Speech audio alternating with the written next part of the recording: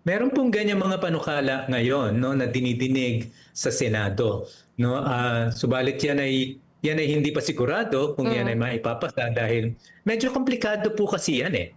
Dahil ang ibig sabihin niyan, ang layunin nila, bagamat mahalaga na pag-isahin ang sahod ng lahat ng mga manggagawa, minimum wage earners nationwide, tama lang na gawin yon.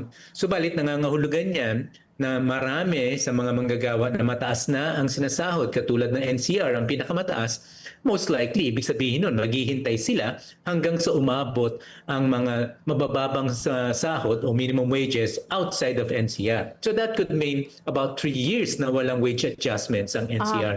And that could be a problem. Mhm. Na tingin ko, ang nakakalungkot na reality is that hanggat ang mga manggagawa talaga ay hindi matututo na sama-samang kumilos para i-demand ang para sa kanila, most likely tulad ng wage increase campaign na ginawa ng Kilusang Union last year, no, ay mauuwi lang din to sa wala. No, hindi ho talaga natin pwedeng iasa sa mga kongresista na marami ay supporters ng mga employers na sila ang magdidesisyon tungkol sa bagay na ito. Kailangan ho talaga ng mariin na pagtulak ng mga manggagawa. At sa aking tingin, maganda nga po na talakayin natin ang pag-adjust ng ating minimum wages para isahan na lang yan, subalit hindi yan dapat gawin ng kapalit, no, dun sa hinihingi ng mga manggagawa ngayon na itaas ang sahod.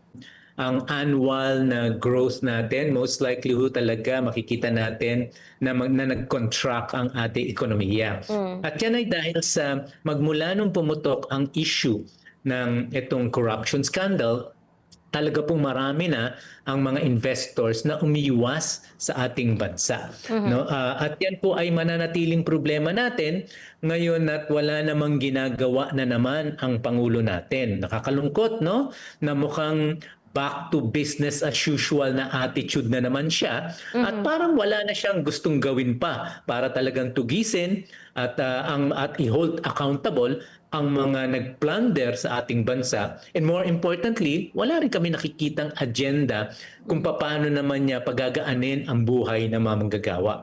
Kaya tingin ko po maganda mas tignan natin yung buo rather than yung quarterly na report. At ako ang nakikita po namin, kaming mga manggagawa, hindi ho maganda talaga ang picture ng ating ekonomiya nung nakaraang taon. Mm. At ho ng ating mga presidente, lahat ng mga administrasyon, ganyan po parati ang spin. Siyempre hindi naman nila aminin yung totoo, di ho ba?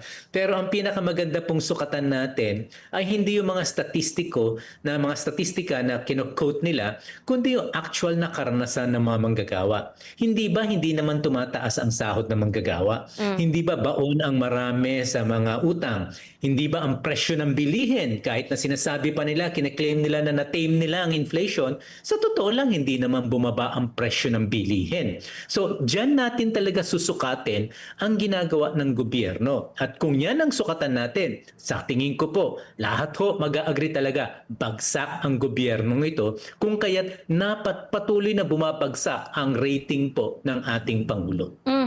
Nako, that's another spin, Bombo Justin, no? Maganda tignan natin talaga ang mga datos. Ang nakikita natin sa datos na lumabas on a monthly basis last year ay yung yung pagpapatuloy ng pattern ng ating ekonomiya na una, bagamat may konti namang pag-unlad ang ekonomiya natin kahit papano, hindi naman to bumubulusok ng husto na pababa, nakikita natin yung kapasidad na ekonomiya natin to generate decent jobs ay pahina ng pahina. Mm. Hindi ho totoo na merong magandang output ang ating ekonomiya when it comes to decent work kasi lumalabas nga mas marami ang mga trabaho talaga na hindi kalidad dahil nakitang-kita natin na bumagsak nga ang manufacturing. Diyan po natin makikita talaga ang mas stable na trabaho sana at mas productive na trabaho. Kaya mas karamihan sa na-generate na trabaho ay nasa services, particularly yung pong mga own account workers, no, na mga manggagawa. Ibig sabihin, hindi ho sila talaga na-employ na maayos. Kaya kabaliktaran po ang sinasabi ng gobyerno pagka na ating pong sinuri ng husto ang datos na mismong gobyerno rin na naglalabas.